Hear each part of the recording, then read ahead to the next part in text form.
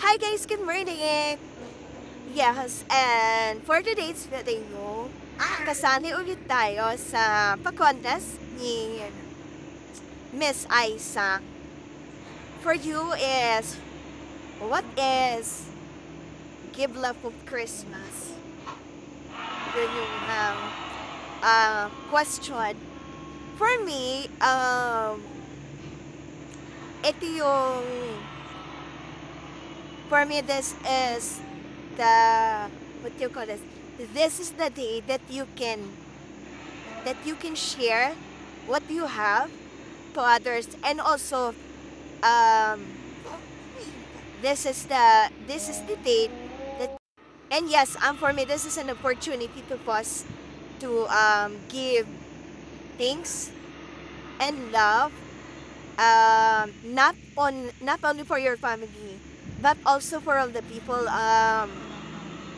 behind you, or for all of us, to share what you have, and also to think that, um, what do you call English, para magpasalamat ko dun sa mga taong malapit sa'yo, and dun sa mga taong sa'yo. Parang this is the day para you share what you have, and i-share mo sa kanila, hindi lang yung kung anong meron ka, kundi yung magpapasalamat ka sa kanila.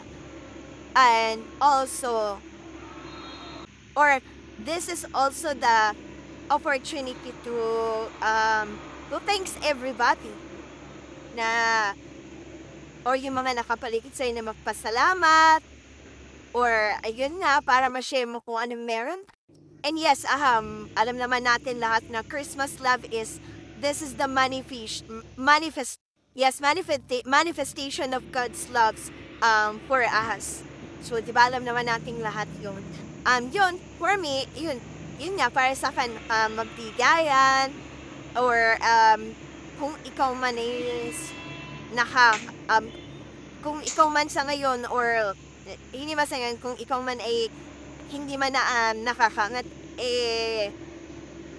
with best take para ma-share mo kung anong meron ka, and also para maparamdam mo na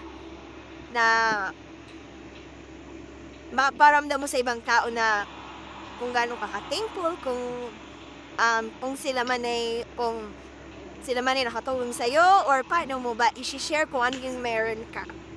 Yun. Yun nga, yun yung, for me, yun yung, para sa akin, yun yung, ibig sabihin ng give love on Christmas. Share what you have, and also be thankful kung yung mga taong nasa paligid mo, magpasalamat, at higit sa lahat, pasalamat sa Diyos na Diyos, we are all here, what do you call this? Magpasalamat sa Diyos, maging parang i-share mo sa Kanya, i-share mo sa ibang tao kung ano yung meron ka, at higit sa lahat is yung pagiging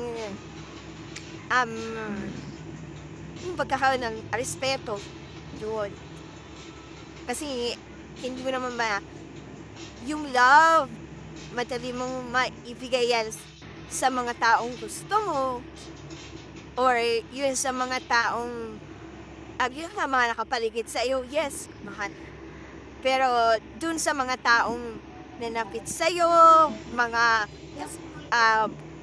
kaaway, ganon, for me, this is the right day, or this is Christmas. On that Christmas, this is the right day para ano mo na yun, what do you call this? Na malampasan mo yun, na makapagpatawad, ganon. Tawad, ganon. Yes, pagpapatawad and pagbibigayan, ganon. Ayun na nga, Diyos ko, naloka-loka ka ng bonggang-bongga. Pero thank you guys. See you next week. Ewan ko lang kung meron ka. Atikian, shoutout mo na lang ako. And mega loud shoutout yan sa ating mga ka-TikTok G. Thank you so much. Ate Kian and Miss Isaac. Mega loud shoutout sa ating mga ka-TikTok G dyan na nag-join. Uy, para sa iba dyan, mag-join naman kayo. Sobrang nakakatuwa kasi may ano ka na, may content ka na, meron ka pang possibilities naman natin. Okay? Once again, guys, this is your mom, Chichikas, na nagsasabi, mag-iingat kayong lahat. Ako, sawa ko lang. Bye for now and have a good weekend.